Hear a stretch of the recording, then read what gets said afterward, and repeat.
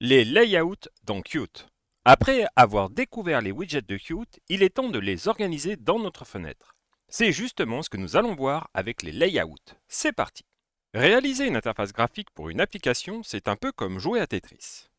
Il faut placer tous les éléments, si possible de façon claire et intuitive pour l'utilisateur. Et la plupart du temps, il va falloir que notre interface s'adapte à l'écran.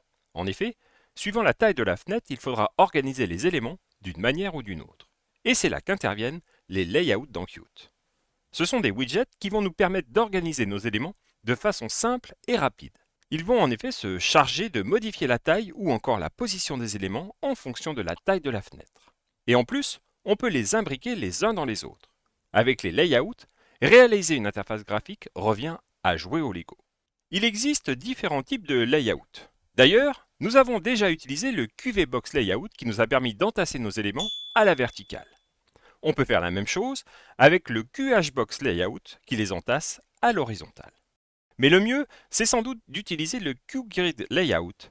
Il va permettre de disposer ces éléments sur une grille composée de cases. On accède alors à une case via ses coordonnées. Et pour réaliser des interfaces qui contiennent de nombreux éléments, on peut aussi les empiler avec le QStacked Layout. En combinant ces différents layouts, on peut réaliser tout ce que l'on veut. Voyons cela dans un exemple. Alors pour commencer, bien sûr, on va importer, souvenez-vous, de Qt Widget dans PyQt, le Q application, et on va prendre aussi le Q main window pour créer notre propre classe fenêtre. Donc on va faire ma fenêtre, qui dérive donc du Q main window. La première chose à faire, c'est de définir le constructeur et d'appeler bien sûr le constructeur de la méthode, enfin de la classe mère, dans laquelle on donc de Qmain Windows ici, et donc on fait .init. Voilà. On peut lui mettre un petit titre, par exemple, set window title, et puis on va dire les layouts. Hop. Et hop, et on va créer notre application. Donc c'est une Q application auquel, souvenez-vous, il faut toujours passer les arguments de la ligne de commande. Donc là, il importe 6, très bien. Et puis après, on fait ma fenêtre. Donc on fait une instance de ma fenêtre. Souvenez-vous, il faut toujours faire un point chaud pour qu'elle soit visible, sinon elle n'est pas visible par défaut. Et on lance la boucle de base. Donc là, en fait, si on lance ça, on va juste avoir une petite fenêtre dont le titre est les layouts, là, mais il n'y a rien dedans. Donc on va rajouter, comme on a dit, des boutons qu'on va mettre en vertical les uns en dessous des autres. Donc pour ça, on va faire un bouton 1 qui va être égal à des Q push button et on va l'appeler bouton 1. Donc on va importer QPush button. Voilà, on va enlever les espaces. Non, on peut laisser un espace là. Hop, on va en faire, on va dire 4 par exemple. Donc on fait nos 4 boutons. 2, 3, 4. 2, 3 et 4. On va faire un layout donc qui va être égal à un QVBox layout, donc le V pour vertical, hein, bien sûr. Donc on va l'importer aussi. On va ajouter tous nos widgets dedans. Bouton 1, bouton 1, bouton 2, bouton 3 et 4, bien entendu. Donc 1, 2, 3, 4. 2, 3, 4. On va créer un widget pour faire le widget central de notre fenêtre. Donc on va l'appeler Q. On va l'appeler widget. Et donc c'est juste un widget simple, hein. Donc là pareil, on va importer QWidget. OK. On va dire que le layout de ce widget, c'est le layout qu'on a créé. Et on va dire que le central widget de notre fenêtre, c'est ce widget, hein. Hop, c'est ce widget. Donc là, hop, dans notre classe, on crée 4 boutons, un layout vertical et on ajoute nos 4 boutons, un widget central auquel on applique ce layout. Donc en gros, on a le widget central qui contient un layout qui lui-même contient nos 4 boutons avec ce centrement, enfin ce placement vertical. Donc là, on va essayer. Hop, et là, on retrouve bien bouton 1, bouton 2, bouton 3, bouton 4. Ils sont verticaux. Ils ont été mis automatiquement à la verticale comme ça. On peut faire la même chose, par exemple, avec de l'horizontal. Donc là, c'est très simple. Au lieu du QV, bah, c'est QH, H pour horizontal bien sûr. Hop. Et là, bah, il nous fait la même chose, mais à l'horizontale, bouton 1, bouton 2, bouton 3, bouton 4.